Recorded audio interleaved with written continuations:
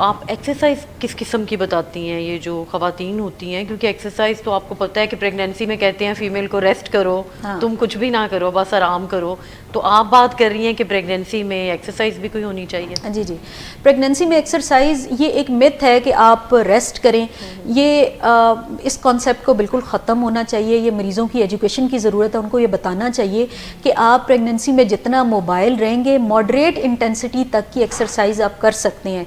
आप जितने मोबाइल रहेंगे उतनी आपकी लेबर आसान होगी, आपकी डिलीवरी आसान होगी, आपकी कॉम्प्लिकेशन से आप बच सकते हैं, आपका ब्लड प्रेशर अच्छा मैनेज हो सकता है। अगर प्रेगनेंसी में अगर आपको हाई ब्लड प्रेशर का रिस्क है उससे आप बच सकते हैं, आपकी डायबिटीज़ अच्छी मैनेज हो सकती है, आपकी नॉर्मल डिलीवरी के चांसेस मैक्सिमम होते हैं।